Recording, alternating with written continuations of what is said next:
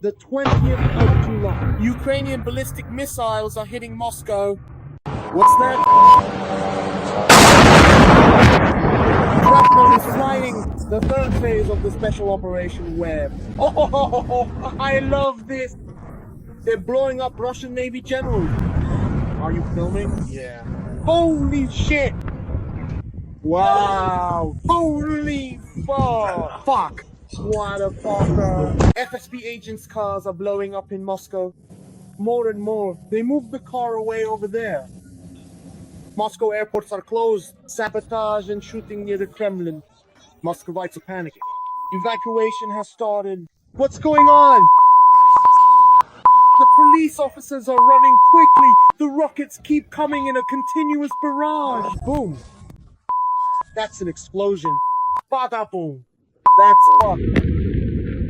The SBU is preparing new sabotage operations on Russian territory.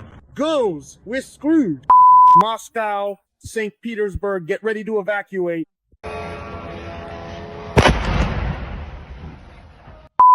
Is it 3:46 or something? The sirens started blaring. Thank you to our dear authorities for our cloudless light. Breaking news, friends. Sabotage and shooting in the Kremlin. The conspirators have been caught.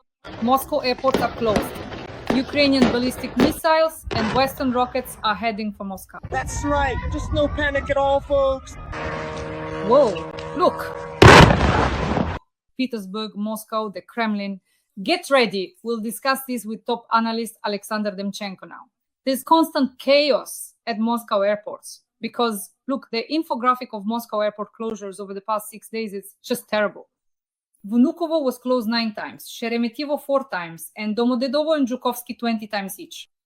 Indeed, Muscovites are in a panic. How do you assess the drone attacks on Moscow, the Kremlin, Vnukovo, Domodedovo, and Sheremetyevo? I think German missiles, and not only German ones, are flying toward Moscow and St. Petersburg, toward major cities of the Russian Federation. I think the area near the Russian General Staff on Frunzenskaya, close to Arbat, will go up in flames. I think other important locations will also go up in flames. Even Red Square, which for some reason has recently been a rallying point for Putin and his entourage.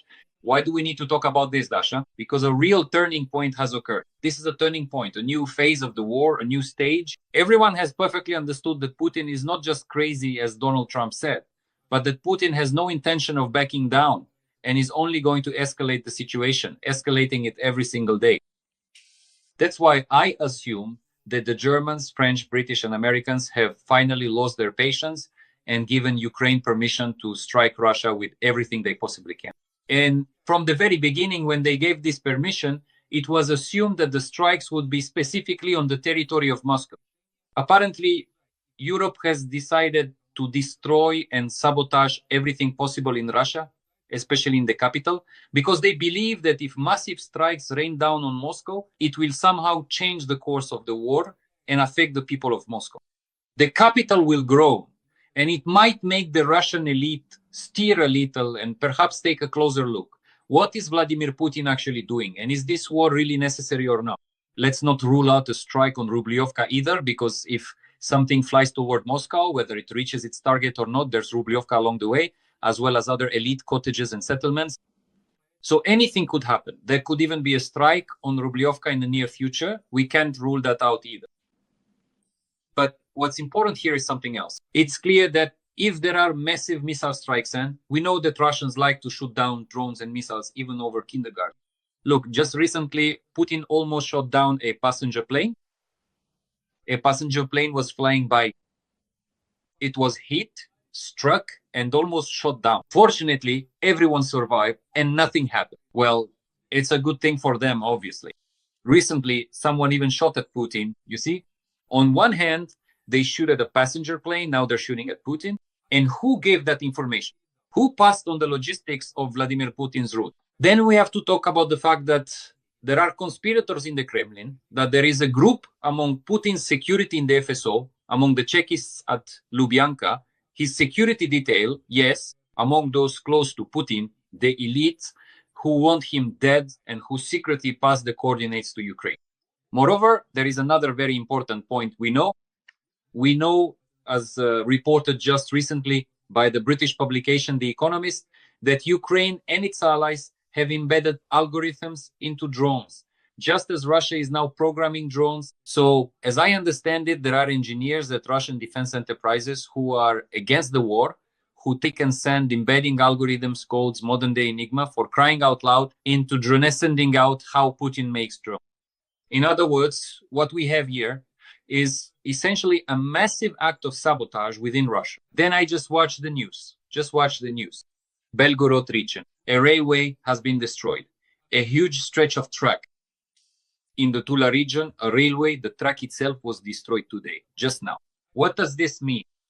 It means that Ukraine is disrupting Putin's summer offensive. I think it will be disrupted in the near future, within a week, because this is the connection with the Kursk region, specifically the Tula-Kursk route, which is, of course, directly linked to the border area. In other words, this minimizes and neutralizes any further offensive in the Kharkiv direction and accordingly in the Sumy direction. Essentially, what we're talking about is that a series of large-scale, massive sabotage operations is now beginning on the territory of the Russian Federation, moving from the border regions toward Moscow. This is being done to completely neutralize any of Putin's opportunities and to destroy any margin of safety he might have in terms of a summer offensive. In other words, Ukraine is disrupting Vladimir Putin's summer offensive by every possible means. And I am confident that the partisan movement, which was created both before the war and during these last 3.5 years of this large-scale war, is operating and doing so very cohesively. Because if there are massive explosions on the railways and tracks in the Russian Federation, the offensive and military operations will simply grind to a halt. This has happened before in history. You understand? In African countries, a massive railway attack, explosions on the railways, and this has always had a very significant impact on the course of military operations and on the progress of offensives, a very strong impact. That's why German missiles, and not just German ones, since we know that everyone has given permission, the French, the British, and even Trump has turned a blind eye to it, will fly over Russia, including Moscow and St. Petersburg. This will significantly change the war and alter the capital's attitude toward this war. I think that Muscovites are not like people from Rostov. They're not Uyghurs. You understand? They're not Uyghurs, not Bashkirs, not all the other guys. These are people who will definitely start to tremble, They will definitely look and think, what is this Putin doing? And I think that the intra-Kremlin, the internal Russian elite will also start to tremble a lot. They're already trembling because Putin's Shoigu says he's cold and lonely. Patrushev has been silent lately. Medvedev practically never puts down his glass, together with Gerasimov, and probably Masha Sagarbate must be drinking together, the three of them. So this will have an impact. Massive sabotage operations in the near future will affect the course of the war. As I've been saying for many weeks now, we're entering a new stage of this war is beginning for us. When Trump's peace initiative called Minsk-Kriya plan to freeze the war was undermined by Russia, today it is convening a Security Council meeting to discuss how the West is disrupting peace negotiations. Russia is such a peace-loving actor, you see. Russia is trying to achieve peace, but the West keeps sabotaging everything. But in reality, we all understand perfectly well that Putin has no intention of making peace.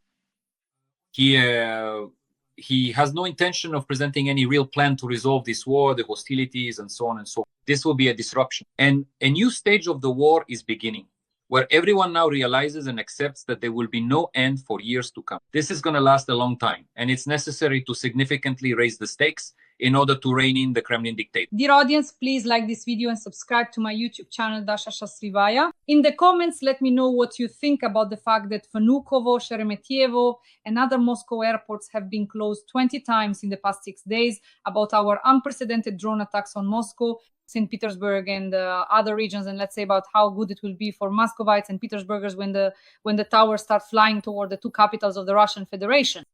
Sasha, regarding that, indeed, Merkel said this would last a long time. And what about Trump's mood?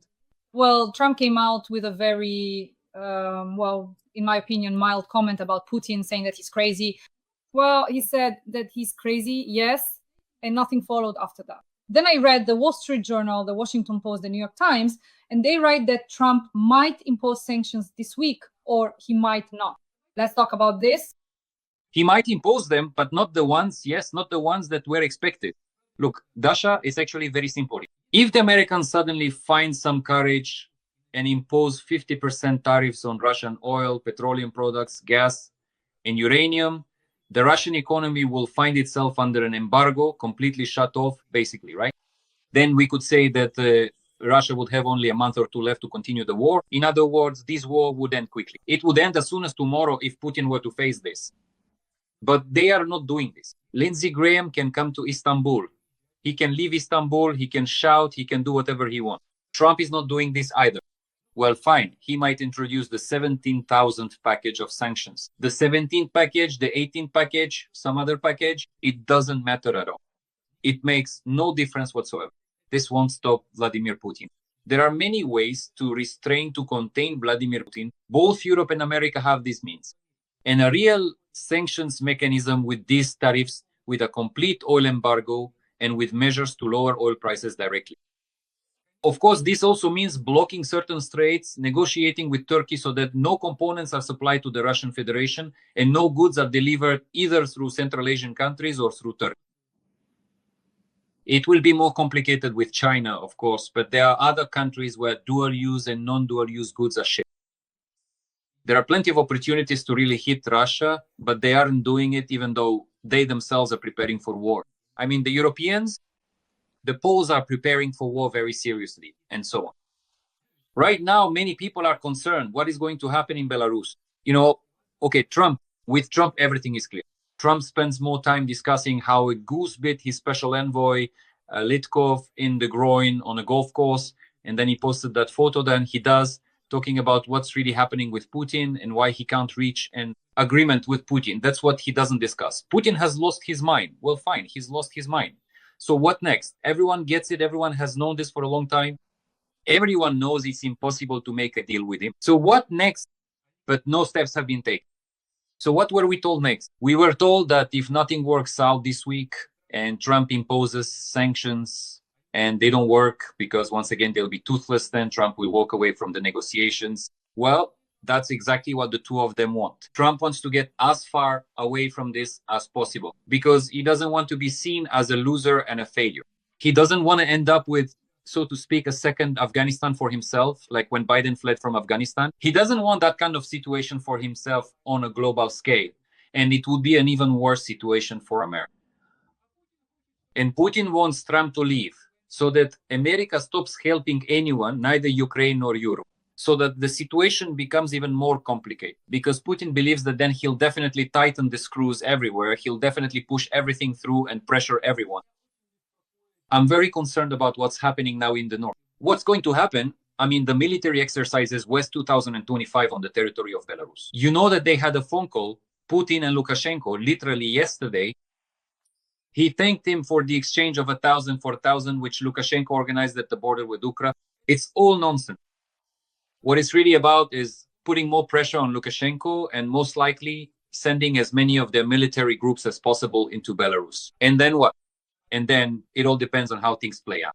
They could attack Kyiv or Chernihiv from the north. No one is ruling out such a threat. I think that after 2022 in February, you'd have to be completely, blind or deaf not to understand that this threat could actually be real, that Putin might go for it again. Last time he failed with his blitzkrieg. Why do we think that this time he wouldn't want to try another blitzkrieg, correcting some mistakes, working things out? But on the other hand, of course, no one is ruling out further provocations from Belarusian territory against Lithuania or a number of other Baltic countries or Poland. The Poles are preparing very seriously, and so are the Lithuanians. And in general, we have to acknowledge one thing. Europe has finally shifted to a war footing. Europe is now in a state of war. And sooner or later, a big war will break out. And we will see European fighter jets bombing Moscow and other major cities of the Russian Federation, because this confrontation is inevitable. Putin cannot take a step back. If he does, his own people will simply remove him. He cannot do it. And the Europeans cannot surrender because they understand what a colossal threat it would be for them. If Putin occupies all of Ukrainian, he does want to occupy. Trump has said this, Medvedev has said this, and in fact, Putin himself has said it as well. Sasha, can Graham go along with Blumenthal? In other words, can the Senate de facto go against the administration's policy, override Trump's veto, and pass a bill by majority vote that would become law imposing hellish sanctions on the Russian Federation? They can, but they really want to get something from the White House. They really want to get some contract. They really want to get some preferences for their firms and companies. They really want to make money off something too, and so on. If I remember correctly, Graham has been introducing hellish sanctions against Russia for many, many years now, about 7 years. Where are these hellish sanctions? This is not the first bill authored by Graham threatening Russia with hellish sanctions. But there are no hellish sanctions. Not from Graham, nor from anyone else. They come up with one package after another. You know, I've come to a thought, a very important one, I think.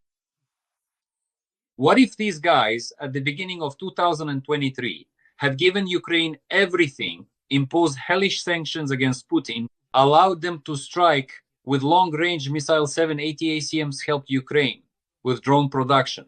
Russia would have already lost by now and would be down for the count. And we would be talking about what is happening in Russia, how it is being restructured, how it is falling apart, how the struggle among the elites is unfolding, how the empire is collapsing. But that didn't happen.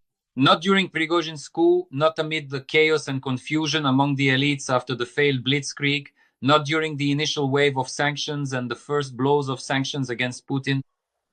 Nothing happened. It wasn't Ukraine that missed the moment. Obviously, Ukraine couldn't have produced that many missiles, shells, ammunition, and so on. It's just that, by and large, the West was cowardly and continues to be cowardly. Everything that's happening now, all this blood, all the blame, aside from Putin, because Putin is, of course, guilty. Putin is a murderer in that sense. He kills people, Russians kill people, they occupy territories, they destroy homes, they rape, they loot, they abduct children. But those comrades who didn't help all this time, who blocked aid and support, this is also the doing of Trump and his team back then in the US Congress.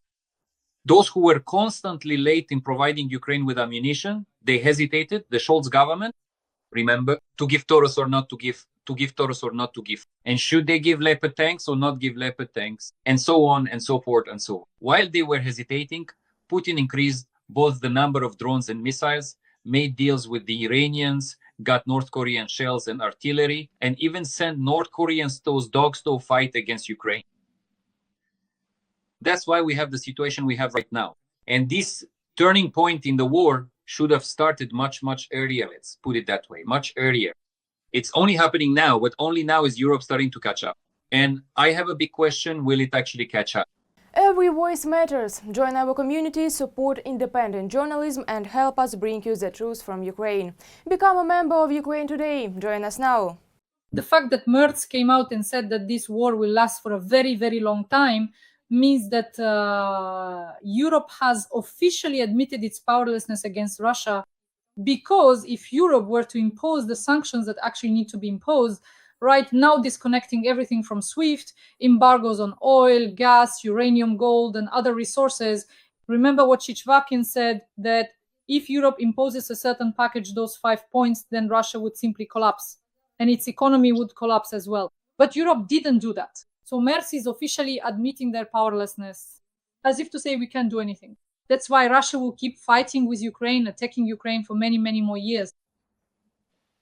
I don't know, maybe Merz can do something or notes not as important as, say, Scholz. You see what I mean, right? There's really no need to overthink it. All you actually need to do is just two things. You could do a lot more, but there are two things that need to be done. Block the Danish Straits so that no Russian ships, neither shadow nor non-shadow can travel in any direction selling this semi-legal oil. That's the first thing. That would basically bring everything in Russia to a halt. Everything would just collapse. And the second thing is a blockade of Kaliningrad, an economic blockade, and a military blockade of Kaliningrad. What would Putin do then? Would he go up against NATO? War for war's sake. Will he go after the Finns? Will he move on Poland? What will he do? Right now, all his forces are concentrated on Ukraine. If these things were to happen, he would surrender, because losing Kaliningrad, which was handed over to his first and only wife, who now goes by the surname Ocheretina, but back then was Lyudmila Putina. She currently oversees the Kaliningrad region. That would be a major blow to him. A big one. Kaliningrad is not Rostov. It's an important center for Russia. It's a separate concentration of troops, a military grouping, and so on. It would be a colossal defeat if the Baltic Fleet were forced to head towards St. Petersburg. It would be a colossal defeat if the entire region were blockaded and all routes for delivering goods, humanitarian or otherwise, were completely cut off. And that's it. And if the Danish Strait were closed, that alone would be enough for him to withdraw all his ultimatums and sign a peace agreement. Yes, that peace agreement would have lasted for 3 or 4 years, but that pause would have been necessary for absolutely everyone in this sense. For Ukraine, for the West, including not just for Russia. Residents. But that's not happening. Residents of the Suwalki corridor are moving out in fear of a Russian invasion rights bill. Amid rising tensions, residents of the strategically important Suwalki corridor have begun to leave the region en masse. This was reported by the German newspaper Bild. It is noted that this narrow strip of land, 65 kilometers between Poland and Lithuania, which separates Belarus and Kaliningrad, is a vulnerable spot in NATO's defense. And the military believes that in the event of a conflict, the armed Soviet Federation could strike from both sides. Russian artillery capable of firing over 30 kilometers covers the entire Suwalki corridor. What do you think? Let me ask, where is the army? Where is their unified army that they keep talking about? All right, there is no unified army. They don't even want to send peacekeeping forces and contingents to Ukrainian Lviv. They're afraid, they're cowards, to Odessa and so on. All right, so where is the army? The British, French, German armies? Where are the Swedish fighter and artillery systems? Where is the Finnish artillery there? Where is the defense? In order to completely neutralize any threat from Russia and Belarus. So there are a huge number of questions, not just, well, all right, let's evacuate people. What happens next? It's clear that this is the road to Kaliningrad, a land corridor to Kaliningrad. But it's a small strip, right, that could separate the Baltic countries from Poland, obviously cut them off. But this strip is extremely vulnerable, even in the event of an advance by Russian troops. And it's not for nothing that Sweden was made a party, a NATO member, and so on. Gotland Island, and so on and so forth. All of this didn't just happen by chance, but even that isn't enough now. You see, we can just express our outrage. We can discuss it. All of this, these are obvious things. Of course. The question is, now a new stage of the war is beginning, a new phase of the war. So what comes next? For Ukraine, it's clear what's next. This war is going to last a long time. Putin doesn't want to make peace until he starts having problems with the economist, with human resources second, and directly in the military sphere third. He will keep going until then. His economy will likely collapse by the end of this year. Everyone is already saying there will be a recession, there will be a downturn, and they'll have to do something about it. This will affect the defense industry. We'll see what happens with oil prices. Most likely, they will also collapse in the relatively near future. All of this, one way or another, will affect the course of military operations, the fighting. But this time needs to be used somehow. Look, I actually view all these things optimistically. Why? Because considering that the Germans have classified not only the transfer of missiles to Ukraine, but also all other equipment, shells, and weapons, and given that they have granted permission to strike anywhere that can be hit, this indicates that they have internally decided that war with Russia is inevitable and that they need to fight. They don't want to fight themselves. They don't want their soldiers to go and fight against Russia. And they have decided that it is necessary to fully equip the Ukrainian soldier with everything needed to destroy or neutralize Russia. More likely to neutralize. I think they have bet on neutralizing Vladimir Putin and his regime. The only question is, how long will it take? A very interesting piece of news. Today, even on Nastoyashi Vremya, you showed it too, it spread across all the Telegram channels. There you go. The people will tear you apart with their bare hands. Even the wives themselves will come and tear you apart. That's a quote. A volunteer showed how Russian soldiers on crutches, of course, are being kept in the basement of the 5th MSB to be sent on a deadly assault. The widow of a fallen soldier and volunteer of the Russian world movements, Russian nationalist Anna Uvarova, published a video with soldiers who are members of the 5th Separate Motorized Rifle Brigade. And she, says that they are going to be eliminated, disposed of, and that no one is going to just sit and wait for them to come back as Cargo 200. No one but Putin can stop this. There's a ton of swearing in there. And she said that they're sending the Russians to be slaughtered. And if anything happens, the people will tear you apart with their bare hands. The wives themselves will come and tear you apart. And in general, it's the officials who should be dying, not ordinary Russian soldiers. You're taking away our husbands, fathers, and children. You are the cattle who should be leading the way ahead of all the guys, but you're hiding out. End of quote. Do you think the people won't rise up? The people will tear you apart with their bare hands. The wives themselves will come and tear you apart. And here's another quote. And this is just a small, faint warning bell that you shouldn't pay any attention to at all. Or is this the beginning of a powerful confrontation in Russia against the Kremlin? This isn't a warning bell. It's nothing. Look, Dasha, there once was a truly important movement during the First Chechen War, when the mothers of conscripts, the mothers of those mobilized, came and demanded that Yeltsin put an end to it. And Yeltsin did put an end to it, because it was a very strong, unified movement. And back then, Russia was completely different. It was in a half-collapsed, impoverished, dire state. Something had to be done. And it was clear that such a war fought for money, a war initially waged by Korsakov and the security services. It had to be well. It was brought to an end because this segment of the population, the mothers, yes, rose up and said, that's it. Remember when there was a similar situation with the conscripts? Conscripts were sent to war, this time against Ukraine. And the conscripts' mothers started to speak out, and Putin immediately gave the order to rescue the conscripts and tried to somehow smooth over the situation. They are afraid of this kind of movement. They remember what happened during the First Chechen War. They don't want anything like that to happen again. But when we talk, for example, about an initiative like the Wives of the Mobilized, they banged their pots in the kitchen, and that was the end of it. They went out to the Ministry of Defense a few times, were told to keep quiet, and the generals who came out to them, even the colonels, told them to be quiet, and so they fell silent.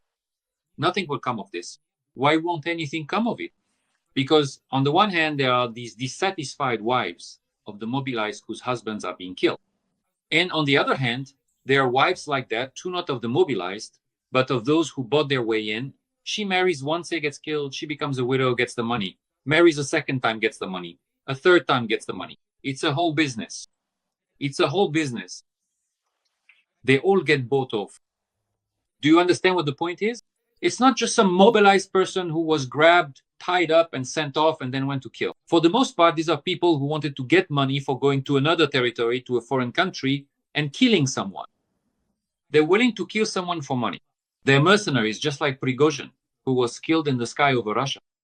Exactly the same kind of mercenaries, no different from that executioner. Only that executioner was getting billions. And these ones get some amount, a few million rubles, which are wiped out by inflation in Russia. They're killers just the same. That's why I don't believe in all this movement, the wives of the mobilized, that they'll come and do something like that. Putin will be removed only by his own elite. Right now, there are probably no conspirators in the Kremlin. But they might appear, they might show up when something collapses, when things start to fall apart. It will be a domino effect. When, as I repeat, there's a blow to the economy, a blow to oil, a blow at the front, and so on, it will all collapse, and Putin will be removed. But he understands perfectly well that he has no other way out of this situation except to keep waging war. Because as long as he continues the war, Dasha, he can keep resetting everything and everyone. You've already heard once again from Tolstoy in the State Duma that they're planning to reset the constitution again, to rewrite the constitution, which he had already reset back in 2020. They're planning to reset it even more, to tighten things further. And what follows after resetting the constitution? Repressions, mass purges. Take Shoigu, for example. I'm absolutely certain he's afraid to go out on the streets of Moscow. Did you know he has 14 bodyguards who accompany him? Yes, I just wanted to discuss that, why he wasn't at the parade and why in September, October of last year, he suddenly increased his security detail to the number you just mentioned. What is the reason for that? And the publication wrote that he's afraid of internal enemies, internal ones. Sasha He's afraid of Putin. He's afraid of Putin. He stole money right under Putin's nose. He didn't share that money. Why did the confrontation arise between Prigozhin, Shoigu, and Gerasimov on the other side? Because of money. I was told the amount was $6 billion. That was the sum involved. They couldn't split it. A confrontation began, which escalated to the point where Putin had to urgently fly out to flee from Moscow. He packed his things, got on a plane, and left because his life was in danger, or at least that's what they thought there. Or maybe they made up that danger for him, because Prigozhin didn't want to kill Putin. It all just fell on him. He wanted to deal with Shoigu and Gerasimov. He had to have Putin killed by the hands of Patrushev, Prigozhin. Warren Jordan wrote about this. It's not my invention that it was Patrushev who killed Prigozhin. Patrushev was sidelined, sent off to deal with ships after that. Shoigu's people were eliminated. 8 out of 10 of Shoigu's deputies are under arrest, in prison. One deputy, the 9th, is missing. She was the one in charge of the money. Now they want to wipe out Gerasimov, get rid of him, because he's also part of the conflict. And Shoigu walks around having gotten himself 14 bodyguards. 14 bodyguards. He walks around in fear. And it's not just that he says he's cold and lonely. Shoigu knows perfectly well that tomorrow he might not wake up. He knows perfectly well that Putin could kill him. There are a huge number of people who want to finally tear apart Shoigu's empire. They've practically already done it. Because Shoigu isn't just the Ministry of Defense and contracts like those with Timur Ivanov. Shoigu is also the Ministry of Emergency Situations, which he protected a huge, massive agency. You understand? Shoigu, yes, that's the Ministry of Defense. Shoigu, yes, that's contracts. Shoigu, yes, that's all sorts of corrupt schemes. Shoigu is the construction of Patriot Park for 20 billion rubles, which they embezzled 20 billion rubles that they stole. Shoigu is the procurement and sale of weapons.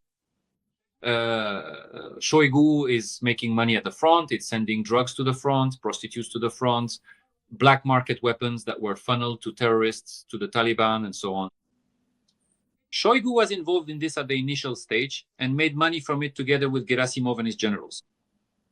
And it's not for nothing that he got himself these bodyguards. He understands perfectly well that Putin will take revenge on him for Prigozhin. Putin most likely had to kill Prigozhin. He gave that order. But I think that now he really regrets that he was forced to eliminate a person whom he believed was working very effectively. And he will seek revenge, and Shoigu knows this perfectly well. So in essence, this summer could be decisive for many players connected to Prigozhin and the Russian army. I think so, yes. Now, Kadyrov has started talking. He released some kind of video, whether he's sick or not, was also part of this game. He didn't make it there at the time. That's right. I also wanted to ask you about Kadyrov. He's come out talking about life and death, some philosophical sayings. Sasha, I listened. Why? Why all of a sudden? Listen, I think Kadyrov is simply sending a signal. Just a few weeks ago, maybe a month, there were rumors that Kadyrov would soon be removed, right? I think they actually wanted to remove him. He has a huge number of enemies. Yes, he's supported by Zolotov, the head of the National Guard, former bodyguard of Sobchak, and in a sense, an aide to Putin. But the FSB is against Kadyrov, military intelligence is against Kadyrov, the GRU is against Kadyrov, right? The Ministry of Defense, the General Staff, the Ministry of Internal Affairs, the Investigative Committee under Bastrikin, and the Prosecutor's Office are all against Kadyrov. These are all people who oppose Kadyrov. These are clans that are against Kadyrov. And now he's simply signaling to them, well, guys, look, I went to see Putin and got a renewed mandate to rule, and there's nothing you can do to me. I think that's roughly how this necessary signal from Ramzan Kadyrov should be interpreted. But all those people who, in one way or another, took part in this conflict with Prigozhin and in the resolution that concerned Prigozhin have either been neutralized, eliminated, or are under constant pressure of some kind. So yes, the infighting and purges will continue. And Putin's vendetta has not stopped. It will go on, and he will see it through. He will gradually destroy all of these people. And he will do it. Sasha, our audience is asking you, since we do a stream with you every week, I've noticed they're writing in asking you to give a brief forecast of what might happen this week. That is before our next meeting with you. What do you think a brief forecast, a mini forecast from top analyst Oleksandr Demchenko? I think that Trump will not introduce anything significant regarding Russia, and he himself will try to get out of the war in the near future. And the Europeans obviously will begin to urgently supply Ukraine with missiles and other long-range munitions in order to strengthen it before the summer offensive. I think that a series of sabotage operations will begin in the near future. We will see a huge number of them in the coming week or week and a half at railway junctions, tracks, and so on. And it's worth expecting not in the next week, but in the longer term, an even greater intensification of drone warfare, both against Russia and against Ukraine. Friends, like this video. Top analyst Oleksandr Demchenko and I meet every week. The Sasha plus Dasha section, we discuss key events and hope that if there is suddenly a top event, we will do a special broadcast, but basically it is once a week. Friends, subscribe to my channel, Dasha Happy. Write in the comments what you think about the situation overall, your forecast, your opinion, your analysis. Oleksandr Demchenko, top analyst. Sasha, thank you very much and see you soon. Thank you. See you next time. Bye.